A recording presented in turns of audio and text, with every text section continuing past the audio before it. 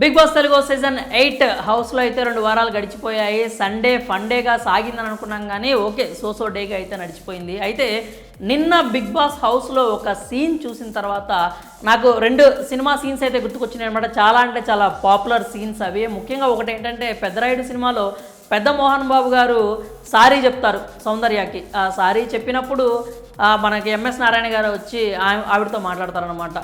నేను లైఫ్లో ఏ అయితే వినకూడదు అనుకున్నానో అవి విన్నాను, ఏదైతే చూడలేము అనుకున్నామో అది చూసాము అని చెప్పి అంటాడు అనమాట. ఇంకొక సీన్ వచ్చేసరికి కలేజా సినిమాలో సిద్ధ మహేష్ బాబు చేతుల్లో పడుకొని చనిపోయే ఆఖరి క్షణంలో మహేష్ బాబు కళ్ళల్లోకి చూశాను సామి, చాలు సామి అని కన్ను మూస్తాడు కదా.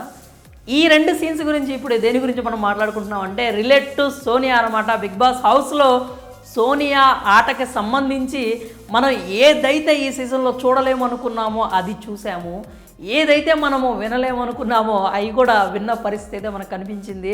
అంటే మీకు ఇప్పటికే అర్థమైపోయి ఉండాలి నేను దేని గురించి మాట్లాడుతున్నాను. సోనియా విష్ణుని పోయి హగ్ చేసుకుంది. విష్ణు సేవ్ అయిన తర్వాత సోనియా అమితానందంతో పోయి విష్ణువుని హగ్ చేసుకొని కంగ్రాట్స్ చెప్పింది. ఈ సీన్ గురించి స్టేజ్ మీద నాగార్జున కూడా మెన్షన్ చేశారు. విష్ణువుని హగ్ చేసుకుని సోనియా చూడటానికి చాలా బాగుంది అని చెప్పి. అస్సలు ఇది మాత్రం నెక్స్ట్ లెవెల్ అనే చెప్పాలి. సోనియా గేమ్ ప్లే, ఆమె మైండ్తో ఆడే మైండ్ గేమ్స్కి అంటే ఎంత టాలెంటెడ్ ఆమె. హౌస్లో ఉన్న వాళ్ళందరిలో కూడా ఎంతో ఇంటలెక్చువల్, ఎంతో ప్రీ ప్లాన్డ్గా హౌస్లోకి అడుగు పెట్టిన ప్లేయర్ ఆవిడని కొట్టాలంటే అది అంత సాధ్యమయ్యే పని కాదు, దాదాపుగా అసాధ్యమనే చెప్పాలి. బ్రెయిన్ గేమ్స్లో మాత్రం విష్ణుప్రియని హగ్ చేసుకొని ఆమెకి కంగ్రాట్స్ చెప్పడం అనేది నెక్స్ట్ లెవెల్ అని చెప్పాలి. ఎందుకంటే మీరు ఫస్ట్ వీక్ నామినేషన్స్ నుంచి సేవ్ అవుతున్నప్పుడు ఏదైతే లాస్ట్ సండే మీరు గుర్తు తెచ్చుకున్నట్లయితే విష్ణుప్రియ సేవ్ అయితే సోనియా కనీసం థ్యాంక్స్ కాదు, అదే షేక్ హ్యాండ్ ఇవ్వటం కాదు కదా, హాయ్ కూడా చెప్పలేదనమాట. ఓకే నువ్వు సేవ్ అయ్యావని చెప్పి జస్ట్ ఒక చిన్న యాక్టింగ్ స్టైల్లో ఒక చిన్న స్మైల్ ఇచ్చి అది కూడా సడన్గా ఆపేసిన పరిస్థితి మనం చూసాము. కానీ నిన్న మాత్రం సేవ్ అవ్వగానే విష్ణుప్రియ 2వ వారంలో వెళ్ళి హగ్ చేసుకొని మరీ ఆమెకి కంగ్రాచులేషన్స్ అయితే చెప్పింది. అలా ఎందుకు జరిగిందంటారు? అలా ఎందుకు జరిగింది అంటే శనివారం జరిగిన ఎపిసోడ్లో నాగార్జున గారు ఒక చిన్న హింట్ ఇచ్చారు. ఏమని? విష్ణుప్రియతో నువ్వు అంతవరకు మాట్లాడావు, అంత ఇదిగా మాట్లాడావు, అది ఎంతవరకు కరెక్ట్ అని చెప్పి. యాక్చువల్గా విష్ణుప్రియ ఈ సోనియా ఎపిసోడ్లో సోనియా మీద ఉన్న నెగిటివిటీ బయట వీళ్ళు కూడా ఖచ్చితంగా చూస్తారు. కాబట్టి అంత నెగిటివ్ స్ప్రెడ్ అవుతుందనే విషయాన్ని సోనియాకి చేరవేయాల్సిన బాధ్యత వాళ్ళకు ఉంటుంది. కాబట్టి ఇండైరెక్ట్గా నాగార్జునతో క్వశ్చన్స్ అడిగించడమే కాకుండా కాస్త సలహాలు సూచనలు కూడా ఇప్పించారనమాట. సోనియా చాలా షార్ప్ కాబట్టి నాగార్జున గారు ఏం చెప్పాలి అనుకుంటున్నారో ఆ విషయాన్ని అయితే డైరెక్ట్గా పట్టేసుకుంది. అంటే సింపుల్గా ఒకటే చెప్పారు, ఒక్క క్షణం చాలు ఎంత గ్రాఫ్ అయినా కానీ అట్టడుక్కు వచ్చి నేల మీద పడిపోవడానికి అన్నది. ఇంకా అక్కడితో సోనియాకి హితబోధ జరిగింది, జ్ఞానోదయం అయ్యింది. ఇంకేముంది, వెంటనే టక్కుమని ప్లేట్ మార్చేసింది, విష్ణుప్రియతో క్లోజ్గా ఉండటం స్టార్ట్ చేసింది. నిన్న మీరు ఆదివారం ఎపిసోడ్లో కనుక క్లియర్గా గమనించినట్టయితే ఒక ఫన్నీ టాస్క్లో విష్ణుప్రియని అంటి పెట్టుకొని సోనియా కూర్చుంది. మధ్యలో ఒకసారి పృథ్వీ వచ్చేసి ఇక్కడ నేను కూర్చుంటాను అని అడిగినా కానీ పృథ్వీని పక్కకు పంపేసింది. కానీ సోనియా మాత్రం అక్కడ విష్ణుప్రియ పక్కన స్పేస్ అయితే ఇవ్వలేదు. ఆ టాస్క్ స్టార్ట్ అయిన దగ్గర నుంచి ఎండ్ అయిన వరకు ఖచ్చితంగా అంటి పెట్టుకునే కూర్చుంది విష్ణుప్రియకి. అలాగే మధ్యలో విష్ణుప్రియతో ఏదో మాట్లాడుతున్నట్లు కూడా మనం చూసాము. సోనియా ఎంత బాగా ఆడగలదు అంటానికి ఇది ప్రత్యక్ష నిదర్శనం అనమాట. అయితే ఇప్పుడు ఇక్కడ ఒక చిన్న డౌట్ అయితే వస్తుంది. ఏమని? సోనియా రియలా ఫేకా?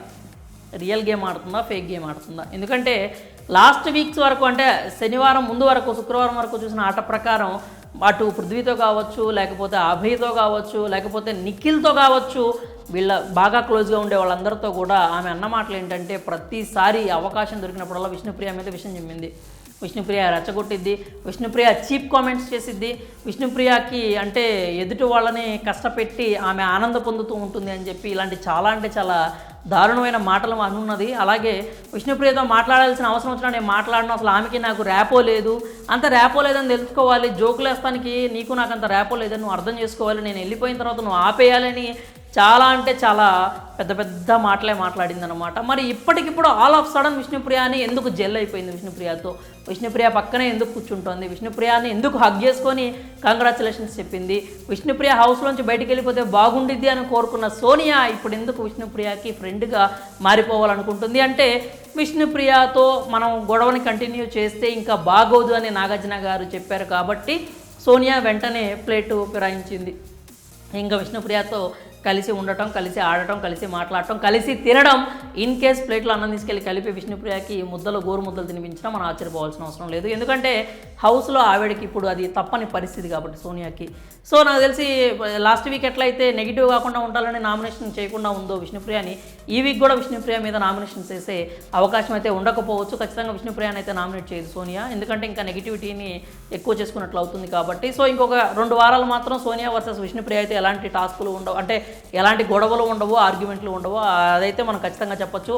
మరి సోనియా హౌస్లో రియల్ గేమ్ ఆడుతుందా, ఫేక్ గేమ్ ఆడుతుందా? సోనియా రియలా, ఫేకా? మీకేమనిపిస్తుంది? మీ అభిప్రాయాలు అయితే కామెంట్స్ రూపంలో తెలియజేయండి.